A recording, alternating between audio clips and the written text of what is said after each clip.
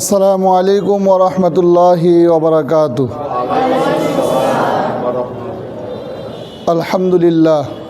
আলহামদুলিল্লাহ নাহমাদুহু ওয়া নাস্তাঈনুহু ওয়া নাস্তাগফিরুহু ওয়া নাউযু বিল্লাহি মিন শুরুরি আনফুসিনা মান ইয়াহদিহিল্লাহু ফালা মুদিল্লা লাহু ওয়া মান ইউদ্লিলহু ফালা হাদিয়া লাহু ওয়া নাশহাদু আল লা ইলাহা ইল্লাল্লাহু ওয়াহদাহু লা শারীকা লাহু ونشهد أن سيدنا ومولانا محمدا عبده ورسوله قال الله تعالى في كلامه المجيد وفي الفرقانه الحميد أعوذ بالله من الشيطان الرجيم بسم الله الرحمن الرحيم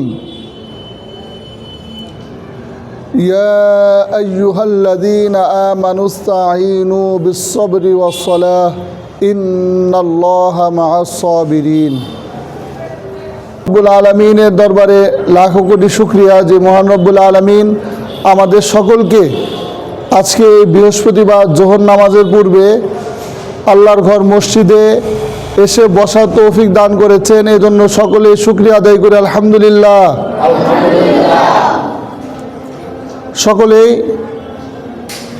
আমরা হৃদয়ের অন্তঃস্থল থেকে হুজুর পাক সাল্লাল্লাহু আলাইহি ওয়াসাল্লামের প্রতি দুরূদ প্রেরণ করছি। সকলে বলি সাল্লাল্লাহু আলাইহি ওয়াসাল্লাম।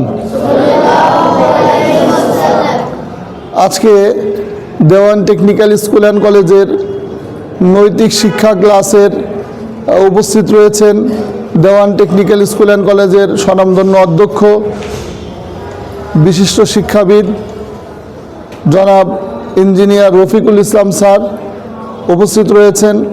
আরও একজন শিক্ষক জনাব আসিফ সিদ্দিকী লিখন স্যার আরও উপস্থিত আমার প্রাণপ্রিয় ছাত্র ভাইয়েরা, সকলকে আমার আন্তরিক শুভেচ্ছা, মুবারকবাদ এবং সালাম। আসসালামু আলাইকুম ওয়া রাহমাতুল্লাহি ওয়া বারাকাতুহু। আজকের এই ক্লাসের নাম কি বলো তো? তোমাদের রুটিনের মধ্যে আছে না? কি আছে রুটিনের মধ্যে? কি লেখা আছে?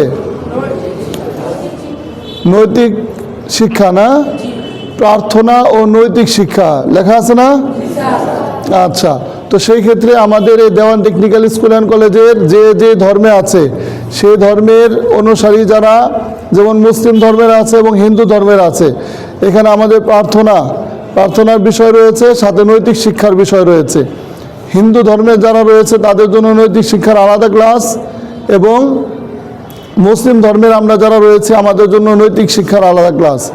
আমি সকলকে আন্তরিকভাবে অনুরোধ করব, সমস্ত ছাত্র ভাইদেরকে, সবাই খুব মনোযোগ সহকারে এই কথাগুলো শোনার জন্য। সকলেই ক্লাসে যেভাবে মনোযোগ সহকারে তোমরা অবস্থান করো, কথাগুলো শ্রবণ করো এবং নোট করো, সেগুলো আত্মস্থ করার চেষ্টা করো। একই সাথে এই নৈতিকতা শিক্ষার যে ক্লাস, এটাও তোমাদেরকে অত্যন্ত গুরুত্ব সহকারে শুনতে হবে, মুখস্থ করতে হবে, আত্মস্থ করতে হবে। এবং আজকের এই ক্লাসের শেষে আমি কিছু শর্ট কোশ্চেন করব তোমাদেরকে।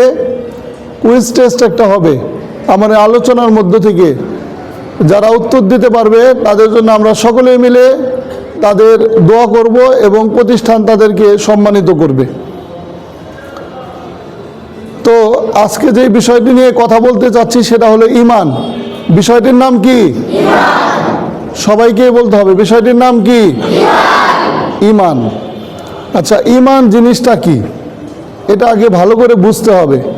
ঈমান জিনিসটা কি, ঈমান আসলে কি এটা বুঝতে হবে। ঈমান শব্দের অর্থ হলো আত্মসমর্পণ করা, সঁপে দেয়া, বিশ্বাস করা এবং নিজেকে অনুগত করা। বুঝতে পেরেছো? ঈমান অর্থ কি? বিশ্বাস করা, অনুগত করা, আত্মসমর্পণ করা, অনেকগুলো অর্থ রয়েছে। তো সেই ক্ষেত্রে ঈমান হচ্ছে আল্লাহ রব্বুল আলামিনের প্রতি বিশ্বাস এবং সাথে সাথে আরো অনেকগুলো বিষয়ের উপর বিশ্বাস স্থাপন করার নাম হচ্ছে ঈমান। তাহলে ঈমানের অর্থ কয়েকটা বললাম, বলো তো কি কি? ঈমান হতো বিশ্বাস করা, আত্মসমর্পণ করা, তারপরে সঁপে দেয়া, তারপর হচ্ছে হলো অনুগত স্বীকার করা। বুঝতে পেরেছ? আচ্ছা, এই ইমানের একটা পারিভাষিক অর্থ আছে। পারিভাষিক অর্থ হচ্ছে হলো আসলে ইমান বলতে কি বোঝায়, সবাই কি শুনতে পাচ্ছ? ইমান বলতে বোঝায়, তোমরা একটা কালিমা পড়েছো, অনেকগুলো কালিমা তোমরা পড়েছো ইতিপূর্বে, আমি আশা করি তোমরা হয়তো এগুলো পড়েছো। যেমন কালিমায়ে তয়্যিবা পড়েছো, তাই না? লা ইলাহা ইল্লাল্লাহু মুহাম্মাদুর রাসূলুল্লাহ, এটা কি? কালিমায়ে তয়্যিবা, কালিমায়ে তয়্যিবা। এটা সবাই পারো তো? আরেকবার আমার সাথে বলো তো, লা ইলাহা ইল্লাল্লাহু